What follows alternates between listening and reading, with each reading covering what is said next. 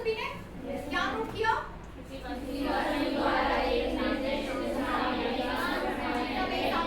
सब एक साथ बोले, ये बहुत गलत बात है, किसी एक को खड़े होकर बोलना है, ठीक है।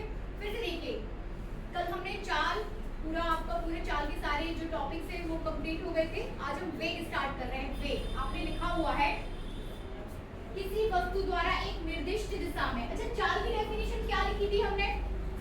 चाल की डेफिनेशन को एक फिर से खड़ा होकर बताइए। चाल किसी गतिशील वस्तु की चाल उस दूरी के बराबर होती है जो वह एकांक समय में तय करती है, ठीक है ना। यहाँ पर भी हम वस्तु की दूरी को कैसा कर रहे हैं? एकांक समय में तय करवा रहे हैं, एकांक समय में, लेकिन अंतर क्या हो गया है? निर्दिष्ट दिशा में।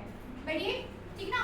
एक बार जब आप वेग की डेफिनेशन दे रहे हो, है ना, जब आप वेग की डेफिनेशन दे रहे हो तो यहाँ पर कौन सा वर्ड इंक्लूड हो गया है? निर्दिष्ट दिशा में, स्पेसिफाइड डायरेक्शन। मतलब आप किसी निश्चित दिशा की बात कर रहे हो, ठीक है ना। निर्दिष्ट दिशा मतलब स्पेसिफाइड डायरेक्शन, इट मींस किसी निश्चित दिशा की बात कर रहे हो। जब आप दिशा की बात करने लगते हो तो वही दूरी जब एकांक समय में तय की गई दूरी क्या हो जाती है? वेग।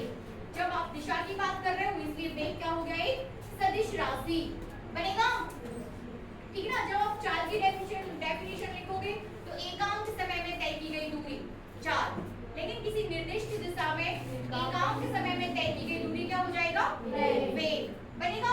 कौन सा वर्ड हम इसमें इंक्लूड कर रहे हैं? निर्दिष्ट दिशा। आप अपने शब्दों में उसे किसी निश्चित दिशा भी कर सकते हो, है ना। स्पेसिफाइड डायरेक्शन तो समझ पा रहे हो ना। एक निश्चित दिशा में तय की गई दूरी, निर्दिष्ट दिशा में तय की गई, एकांक समय में तय की गई दूरी क्या हो जाएगी? वेग, ठीक है ना। लिखिए आगे, आगे लिखिए। अर्थात विस्थापन की समय के साथ परिवर्तन की दर को, अर्थात विस्थापन की समय के साथ परिवर्तन की दर को वेग कहते हैं।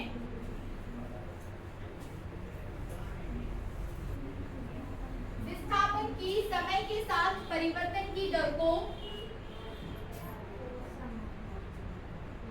विस्थापन की समय के साथ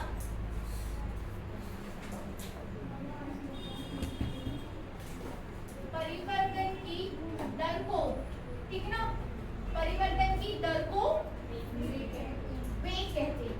परिवर्तन की दर को, विस्थापन के साथ परिवर्तन की दर को वेग कहते हैं, ठीक है। लिखिए, वेग बराबर क्या हो जाएगा? वेग इक्वल्स टू,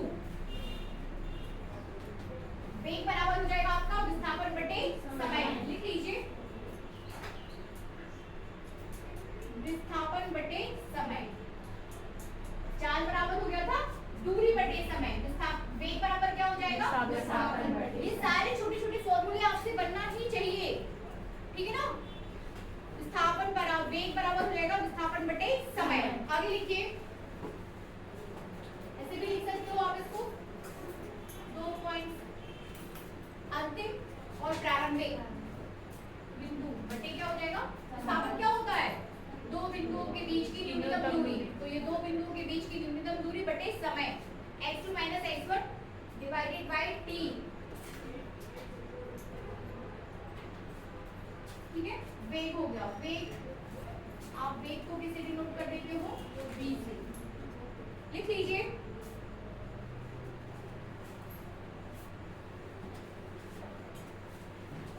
आगे लिखिए, वेग का मात्रक, साफ करूं ये, वेग का मात्रक नीचे लिख लेते हैं, वेग का मात्रक लिख लो। इसके बाद यहां पर आप लिख लो वेग का विमीय सूत्र।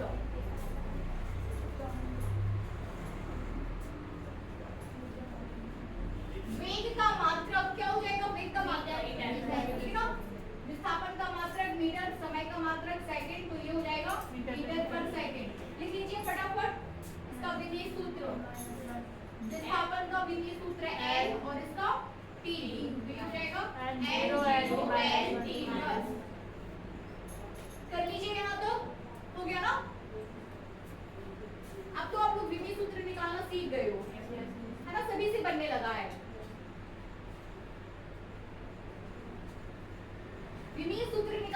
आने लगा है ना आप लोगों को? यस चलिए आगे, सब जानते हैं वेग सदिश राशि, आप सब जानते हो, ठीक है। हेडिंग दीजिए एक समान गति, हेडिंग दीजिए एक समान गति, ठीक है ना, यूनिफॉर्म मोशन।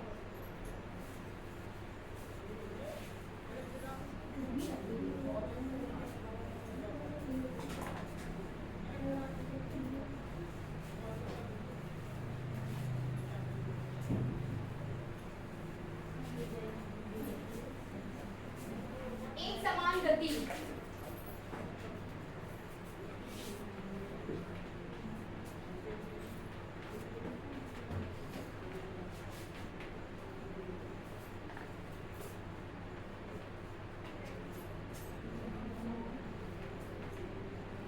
यूनिफॉर्म मोशन, ठीक है। एक समान गति, नोट करिए, नोट करिए थोड़ा सा, फिर मैं उसको समझा रही हूँ। देखिए यदि कोई वस्तु,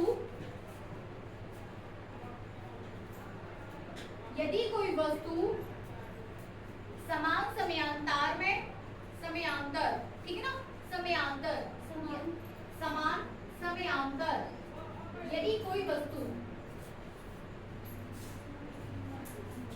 यदि कोई वस्तु समान समयांतर, समान समयांतर में समान दूरी तय करती है, समान समयांतर में एक ही दिशा में, ठीक ना, एक लाइन और जोड़ लो, एक ही दिशा में, समान समयांतर में, काटो इसे, एक ही दिशा में, एक ही दिशा में समान दूरी तय करती है, एक ही दिशा में समान दूरी तय करती है, तो एक ही दिशा में समान दूरी तय करती है, तो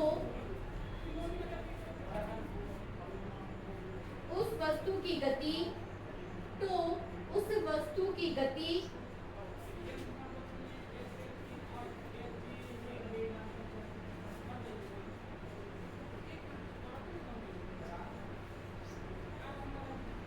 एक समान अथवा, एक समान अथवा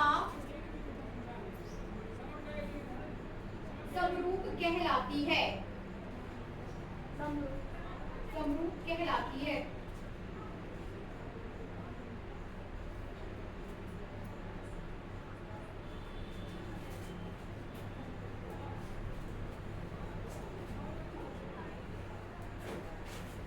ठीक है ना, समान समय में समान दूरी तय करना बनेगा, तो ये क्या हो जाएगा आपका, एक समान गति, एक ही दिशा में समान समयांतर में समान दूरी तय करना, तो क्या हो जाएगा आपका, एक समान गति बनेगा, ठीक है ना। ये सारे पॉइंट आपके इधर से इधर तक आपको जाना है,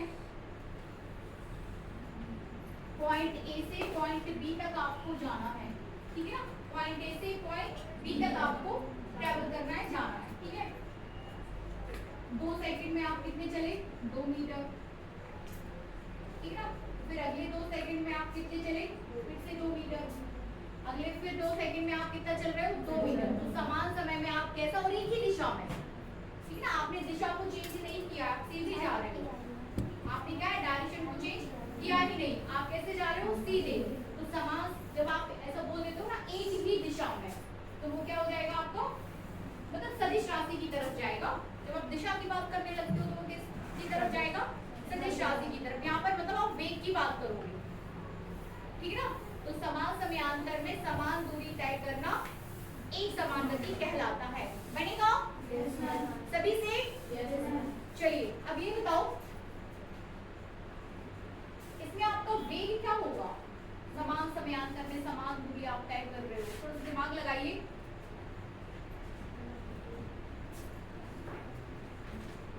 चलिए बाद में लगाते हैं, हेडिंग दीजिए असमान अथवा परिवर्ती अथवा असमान गति, परिवर्ती अथवा असमान गति।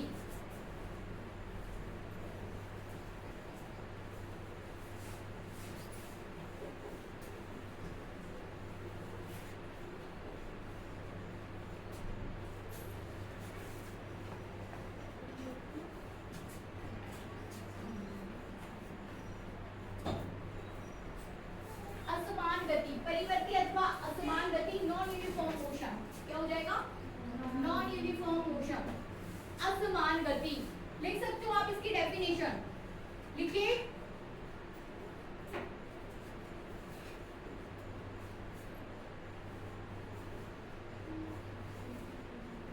यदि वस्तु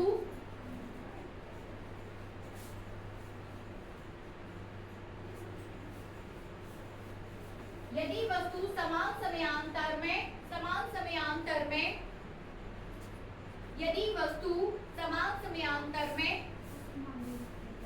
समान दूरी तय नहीं करती है तो समान समयांतर में समान दूरी तय नहीं करती है तो वस्तु की गति समान या फिर असमान दूरी तय करती है तो वस्तु की गति परिवर्ती अथवा असमान गति कहलाती है। बनेगा? छोटी छोटी सी चीजें, ये वर्ड सिर्फ हमें यहाँ पे सीखना है दुर्गा, क्योंकि ये वर्ड्स क्या है, कहीं पे भी आ गए, आप कोई डेरिवेशन कर रहे हो और ये वर्ड्स फंस गए, तो आपको ये सारी चीजें क्या है, बनना चाहिए कि हाँ इसका क्या मतलब होता है ना।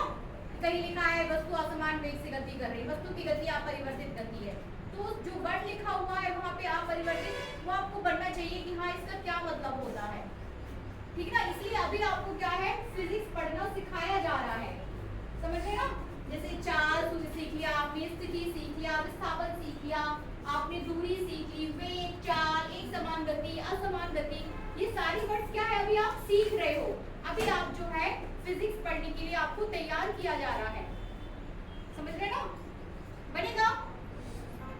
ठीक है, बहुत डिटेल देखना है। नेक्स्ट हेडिंग दीजिए, एक समान वेग। बंद तो नहीं हुआ, वहीं चेक करिए। एक समान वेग,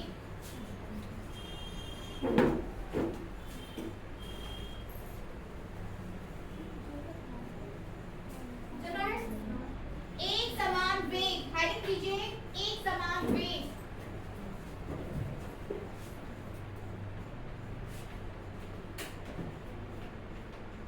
एक समान वेग क्या हो जाएगा?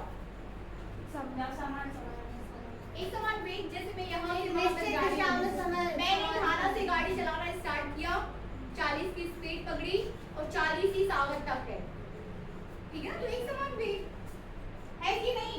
इन अदर वर्ड नहीं आपको कोई सिखा रहा, तो हम अपने शब्दों में तो यही सीखेंगे ना कि मैंने यहाँ से गाड़ी चलाना स्टार्ट किया और मैं पहुँच गई पटनेश्वर तक, ठीक है ना, और मेरी वही स्पीड है 30 तो 30, तो वो एक समान चाल, एक समान वेग हो जाएगा। जब मैं बदलूंगी ही नहीं स्पीड को, ना मैं हाई कर रही हूँ, ना स्लो कर रही हूँ, ना ब्रेक लगा रही हूँ, ना कुछ, जो स्पीड मैंने पकड़ी डेस्टिनेशन तक वही है। तो मतलब एक निश्चित दिशा में, ठीक है ना, उसकी निश्चित दिशा में। मैं फॉर एग्जांपल आपको समझा रही थी, ठीक है ना, एक निश्चित दिशा की बात कर लेंगे वहाँ। बनेगा?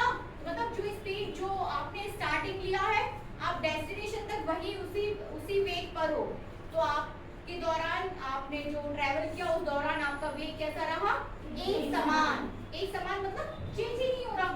एक समान का तो मतलब क्या है कि बदल ही नहीं रहा, समझ रहे ना। एक समान मतलब कि बदल ही नहीं रहा। लिखिए,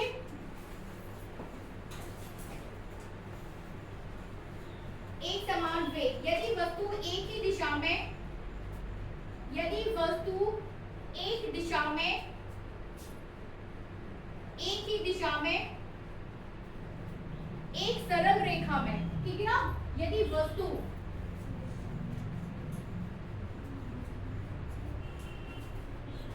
एक दिशा, कंडीशंस क्या है, एक दिशा में, एक सरल रेखा में,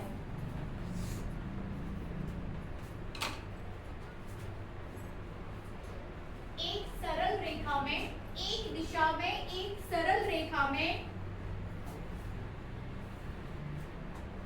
समान समय में समान दूरी तय करती है तो, समान समय में समान दूरी तय करती है तो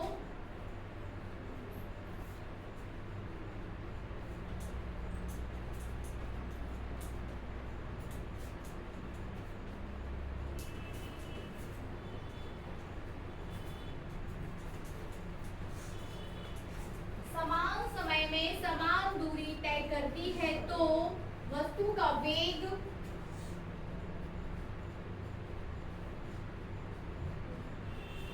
एक समान होता है। वस्तु का वेग एक समान होता है।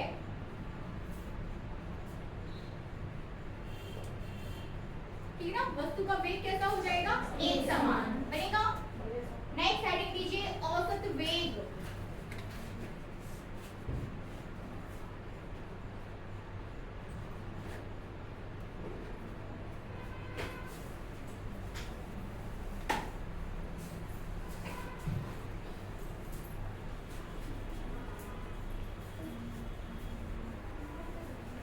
औसत वेग, एवरेज वेलोसिटी।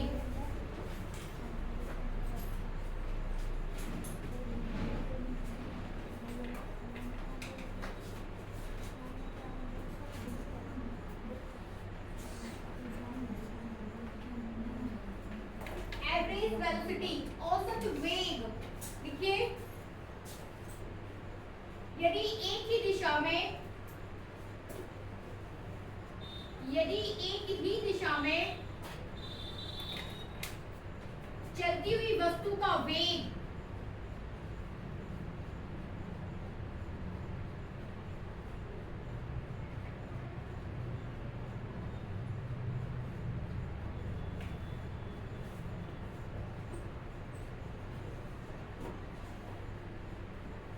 समय के साथ बदलता है, समय के साथ बदलता है, तो वस्तु का औसत वेग, तो वस्तु का औसत वेग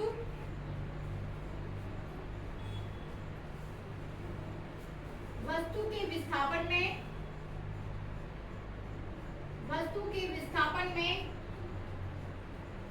समयांतर का भाग देकर, समयांतर का भाग देकर ज्ञात किया जा सकता है।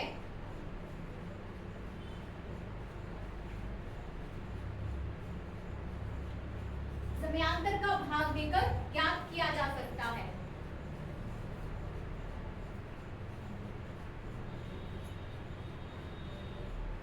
चलिए समझिए इसको। हम औसत वेग की बात कर रहे हैं। एक समान वेग, समान समय में समान दूरी तय करना, ये एक समान वेग है। ठीक है ना, लेकिन औसत वेग क्या, समान समय में आप समान दूरी तय नहीं कर रहे हो, मतलब आप औसत वेग कब निकाल रहे हो, असमान गति में। ठीक है ना, औसत वेग की कब बात करोगे, जब वस्तु की गति कैसी है, असमान गति है। ठीक है ना, तो औसत वेग आपने क्या लिखा है, विस्थापन में समय का भाग देकर आप जो है औसत वेग ज्ञात कर सकते हो। ठीक है ना, लिखिए यदि वस्तु, यदि किसी वस्तु, हाँ पैराग्राफ चेंज करके, यदि किसी वस्तु की, यदि किसी वस्तु की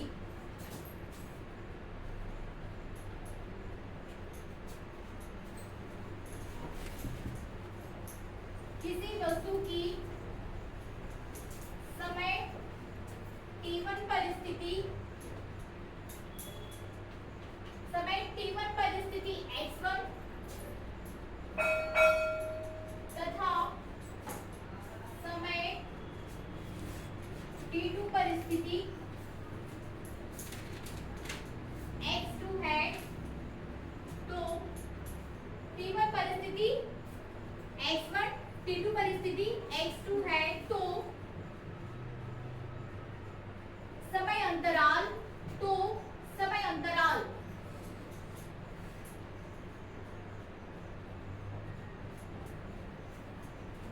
t2 माइनस t1 में, समय अंतराल t2 माइनस t1 में वस्तु का विस्थापन कितना हो जाएगा,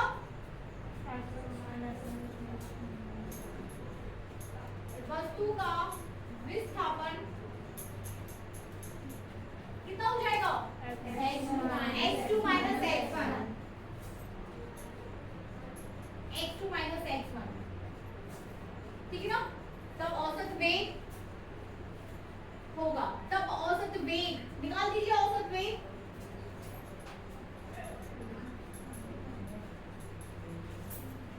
तब औसत वेग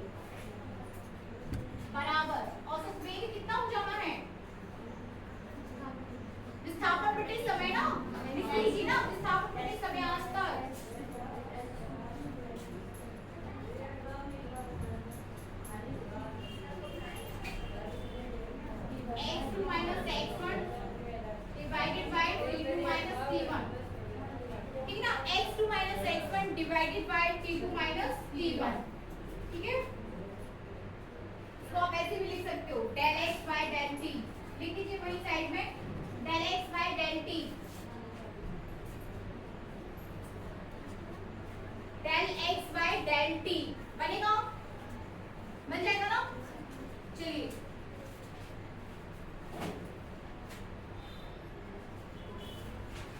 देखिए तात्कालिक वेग, नेक्स्ट हेडिंग दीजिए तात्कालिक वेग।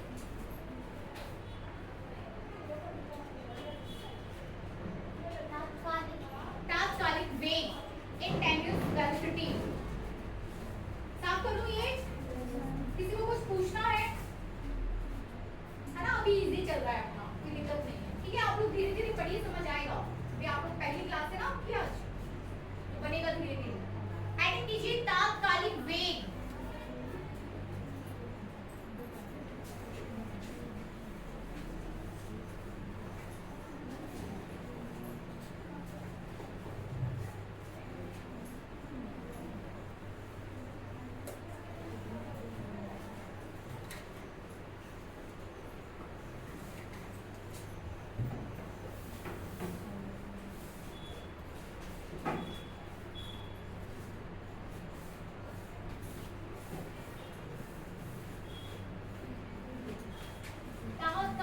वेग, ठीक है ना।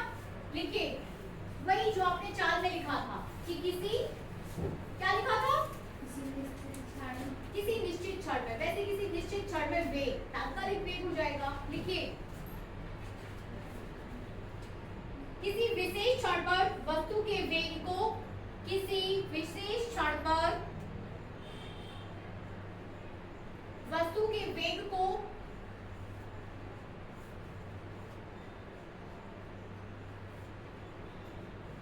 विशेष क्षण पर वस्तु के वेग को तात्कालिक वेग कहते हैं।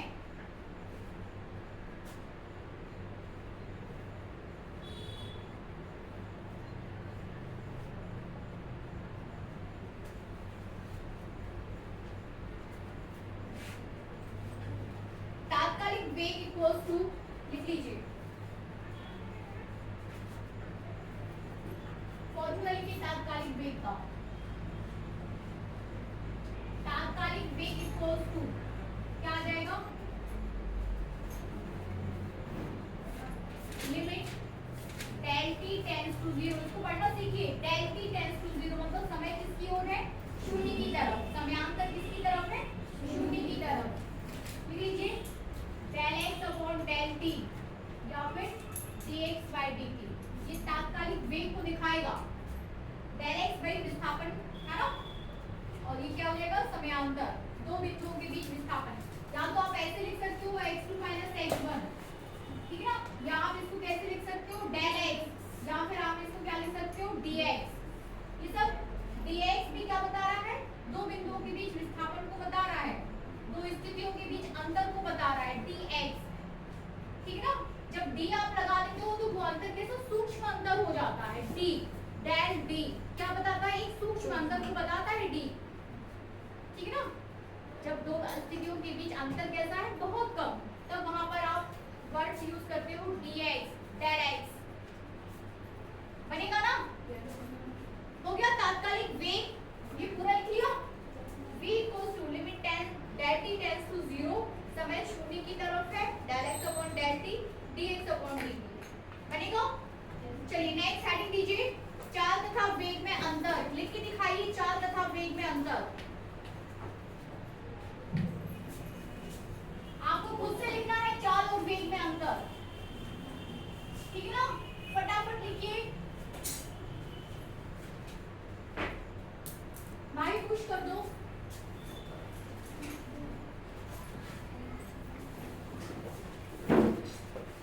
चाल तथा वेग में अंतर, जैसे आपने दूरी और विस्थापन में अंतर लिखा, वैसे अब आप त्वरण तथा मंदन, ठीक है, हेडिंग दीजिए त्वरण तथा मंदन।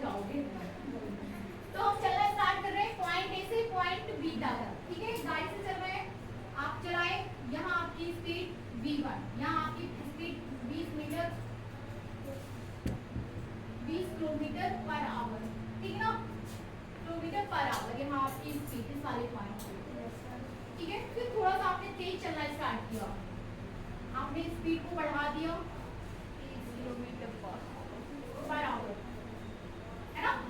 स्पीड आप ऐसे ले रहे हो कि 1 घंटे में 30 किलोमीटर की स्पीड, कहीं 1 घंटे में 20 किलोमीटर की स्पीड, फिर आपने थोड़ा सा उसको कम कर दिया, ये हो गई आपकी 25। ऐसे आपकी धीरे धीरे कहीं बढ़ रही है तो कहीं घट रही है, ठीक ना, कहीं बढ़ रही है तो कहीं घट रही है। हम वेग की बात कर रहे हैं, कहीं वेलोसिटी बढ़ रही है तो कभी कम कर देते हो, कभी फिर उसको बढ़ा देते हो, अपन ऐसे ही चलते हैं। आपकी जो वेलोसिटी है वो ऐसा नहीं है कि एक समान वेग से हम चले जा रहे हैं, कभी नहीं होता ऐसे।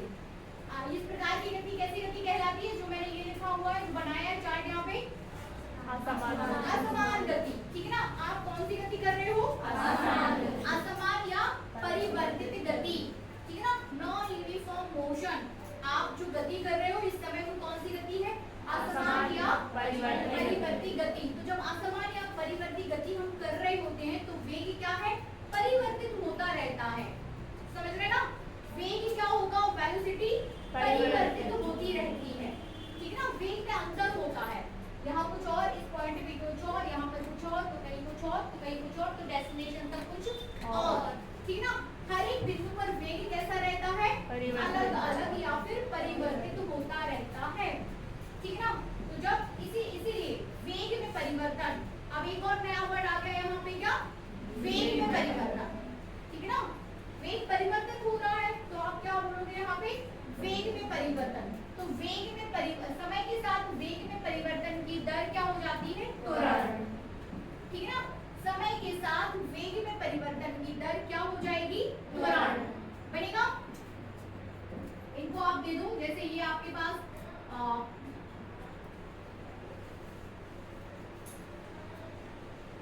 10 मिनट का पॉइंट है, ये वाला आपका 20 मिनट का पॉइंट हो जाएगा, ये वाला आपका 30 मिनट का पॉइंट हो जाएगा, ठीक है ना। तो समय जैसे परिवर्तित हो रहा है, 10, 15 कर दो, यहाँ पे 20 कर दो, ठीक है। तो जैसे जैसे समय में परिवर्तन हो रहा है आपका वेग भी कैसा हो रहा है, परिवर्तित। तो समय के साथ वेग में परिवर्तन की दर क्या हो जाएगी, त्वरण, ठीक ना। समय के साथ वेग में परिवर्तन की दर, समय के साथ वेग में परिवर्तन की दर त्वरण कहलाती है। सूत्र क्या हो जाएगा, सूत्र क्या हो जाएगा, वेग में परिवर्तन बटे समय में परिवर्तन, ठीक है ना। वेग में परिवर्तन बटे समय में परिवर्तन, यही आपको फॉर्मूला बन जाएगा यहाँ पर। वेग में परिवर्तन बटे समय में परिवर्तन बनेगा, वेग में परिवर्तन बटे समय में परिवर्तन, ठीक है ना। अब वेग में परिवर्तन, जैसे हमें इन दोनों के बीच त्वरण ज्ञात करना, दो बिंदुओं के बीच, इन दो बिंदुओं के बीच, तो आपको क्या करना पड़ेगा, 30 - 20, 25 - 10, यही करोगे ना। 35 - 20, 25 - 10, यही होगा ना, ठीक ना। यदि आप इसको T1 से डिनोट कर दो, इसको T2 से, इसको V1 से और इसको V2 से, तब क्या लिख सकते हो हम, V2 - V1 upon T2 - T1, ये लिखेंगे ना, V2 - V1 upon T2 - T1, denoted by A। त्वरण या acceleration is denoted by A, तो त्वरण बराबर वेग में V1 परिवर्तन डिवाइडेड बाय T2 - T1 बनेगा। Yes, ma'am. सभी से, जो बच्चे नए हैं उनसे बनेगा, बनेगा नहीं बनेगा, ठीक है ना। V2 - V1 divided by T2 - T1, ये हो जाएगा आपका त्वरण, ठीक है, ये हो जाएगा आपका त्वरण, बनेगा। सभी से नोट करिए, लिखिए। असमान या परिवर्ती गति में वस्तु का वेग असमान या परिवर्ती गति में बनेगा ना, बनना है, समझ आया। असमान या परिवर्ती गति में वस्तु का वेग समय के साथ बदलता है,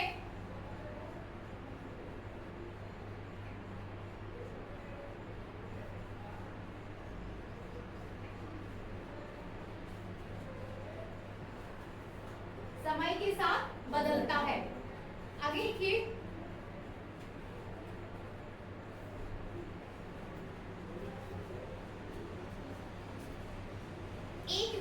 गति में वेग में परिवर्तन, एक विमीय गति में वेग में परिवर्तन, इसी में लिखते चलिए, एक विमीय गति में वेग में परिवर्तन केवल चाल बदलने से होता है।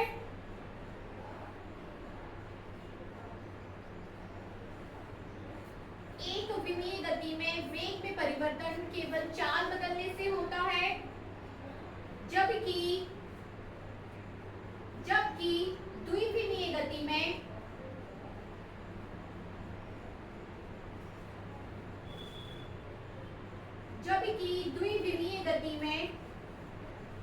वेग में परिवर्तन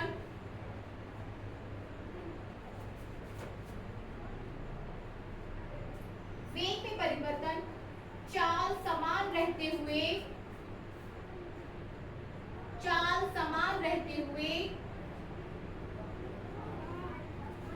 गति की दिशा में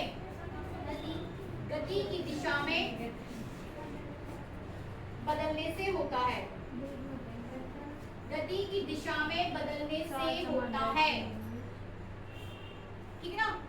गति की दिशा में बदलने से होता है।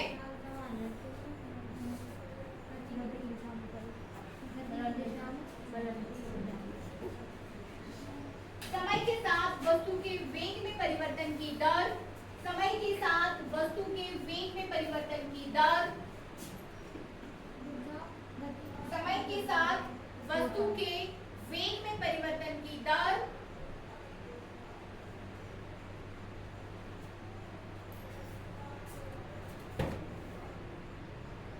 को त्वरण कहते हैं।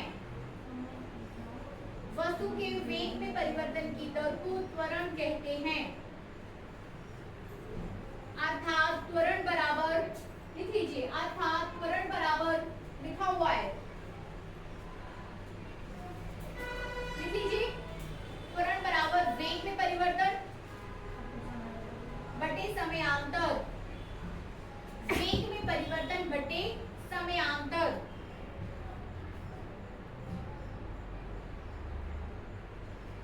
ठीक है ना? इसे ए द्वारा प्रदर्शित करते हैं, लिख लीजिए, स्मॉल ए द्वारा प्रदर्शित किया जाता है, आप कैपिटल ए नहीं बनाओगे, ठीक है ना?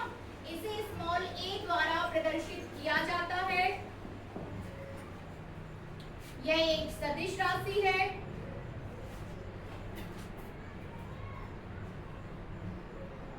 ठीक है ना? लिख लीजिए पूरा, वेग में परिवर्तन ये, फिर ये वाला v2 minus v1 t2 minus t1, ये पूरा आ जाएगा, ठीक है ना? आपके पास फाइनली फॉर्मूला होना चाहिए small a equals to v2 minus v1 divided by t2 minus t1, ठीक है ना? बनेगा?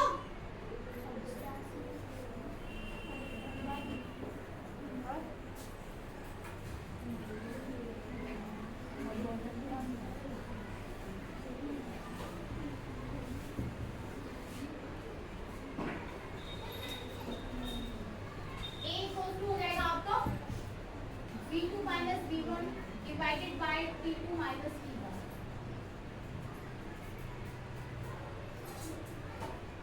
ठीक है ना? दोनों में अंतर को आप इस तरीके से भी डिनोट कर सकते हो, del v upon del t। आप इसको ऐसे भी लिख सकते हो, इफ, यदि,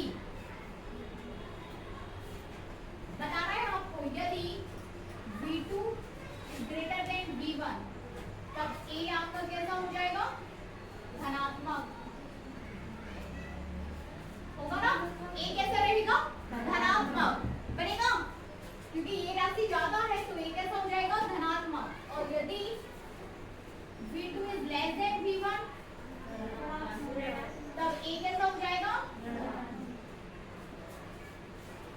ऋणात्मक। तो ये जो ए ऋणात्मक है इसे ही हम क्या बोलेंगे? अब मंदन। क्या बोलेंगे? मंदन। लिखिए,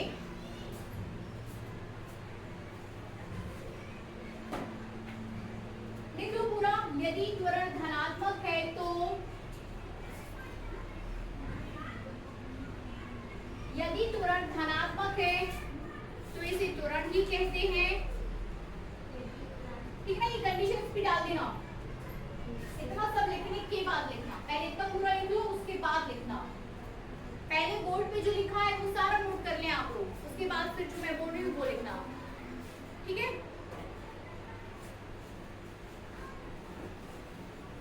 बोलू, यदि त्वरण धनात्मक है तो इसे त्वरण ही कहते हैं,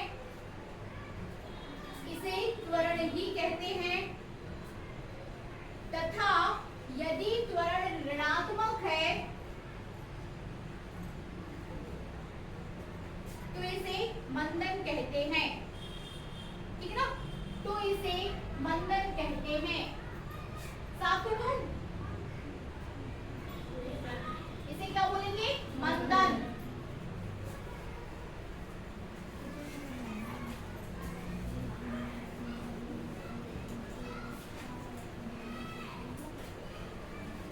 चलिए अब देखिए त्वरण का मात्रक।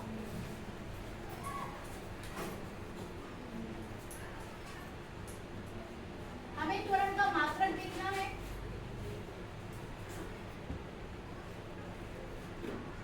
ठीक है ना। इसके बाद हम देखेंगे त्वरण का विमीय सूत्र।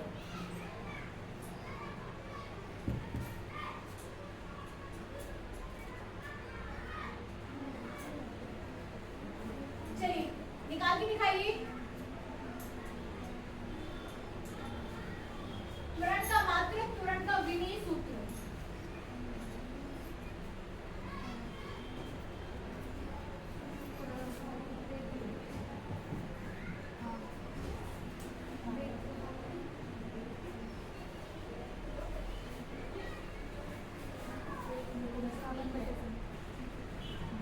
फटाफट बताइए त्वरण का मात्रक क्या करना होगा हमें?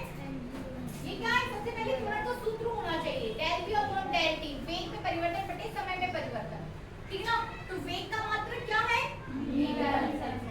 मीटर प्रति सेकंड, ठीक है ना, मीटर प्रति सेकंड। और इसका मात्रक समय का मात्रक सेकंड, ठीक ना। अब ये सेकंड आपका कहाँ जाएगा? या फिर आप ऐसे भी लिख सकते हो कि m ये s नीचे आ जाएगा, ठीक ना। तो अपने पास क्या हो गए? दो s हो गए, सेकंड सेकंड। तो आपके मीटर सेकंड स्क्वायर चल रहा है ना सही। तो अब फाइनली हमें क्या मिल जाएगा? मीटर पर सेकंड स्क्वायर। क्या मिल जाएगा? मीटर पर सेकंड स्क्वायर। या फिर आप इसको ऐसे भी लिख सकते हो ms-2, ms-2 बनेगा। ये हो जाएगा आपका त्वरण का मात्रक, मीटर पर सेकंड स्क्वायर। निकाल दिया था